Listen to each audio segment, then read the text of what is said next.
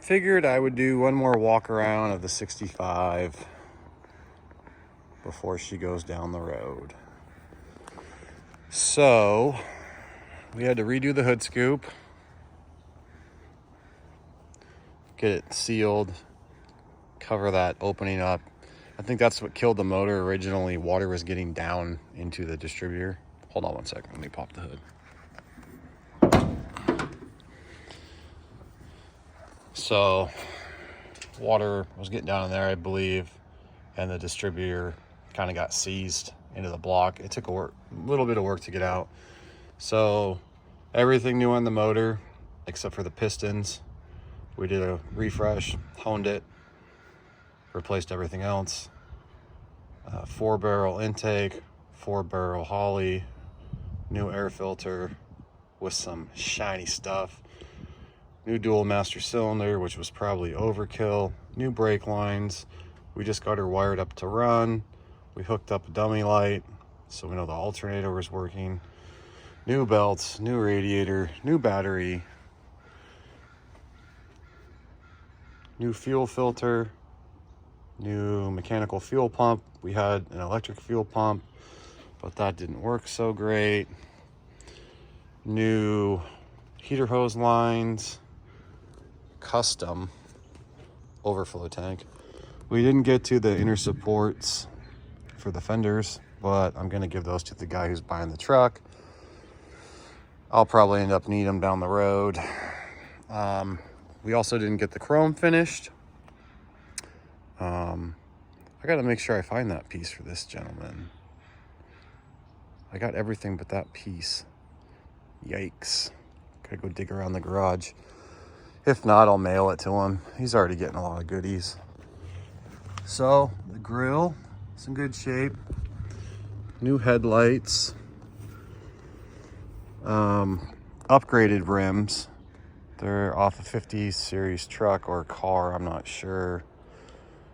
Decent rubber. Chrome was all done on this side. Added the GT canopy top. And we found some door panels that were painted. They don't match, but it looks okay. What else? We redid all the gauges. We got the speedometer working. We did some custom patchwork. Replaced the vent window that was broken. What else? Replaced some gaskets and seals on the transmission. We got the tail lights and turn signals working, even though it's not quite wired up yet. It was originally black primer, so we did a quick rattle can job, painted it white on top, took off the black primer. I knocked out all the loose stuff so people can see where, you know, it's got some cancer, aka weight reduction. We scored a bumper at the junkyard. This one was dented in, and that's what was causing that, you know, wonkiness there. Yeah. We got a cheap orange blanket from the Goodwill with a little kind of Navajo looking Mexican blanket. I don't know what the people call those. And so, yeah, this guy should be here shortly to pick her up and get her to her new home. I think that's about it. Oh, we swapped out the fuel tank with a new used one. We found an antenna for it.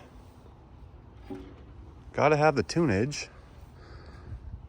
I think that's about it.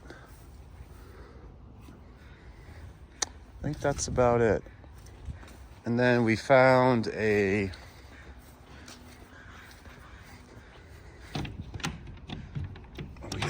bed liner for it. If I can one hand this. Oh, it's heavy.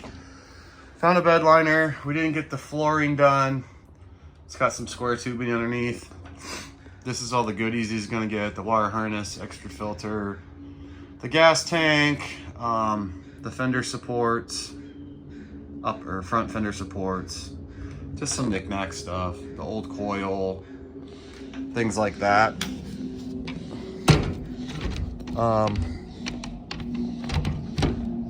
I never know which way this thing goes. I think that's closed. So that's it, man. She's going away. So that's the last walk around on this truck. This stuff ended up working pretty good. It's just 3M plastic trim. I mean, you can't really tell from the distance that it's not stock. So I need to go see if I can find that door piece for this guy, and because I don't want to mail it. So anyways, everybody say goodbye to the Franken truck, or Big Orange. She's going down the road. Man, I'm gonna miss that truck.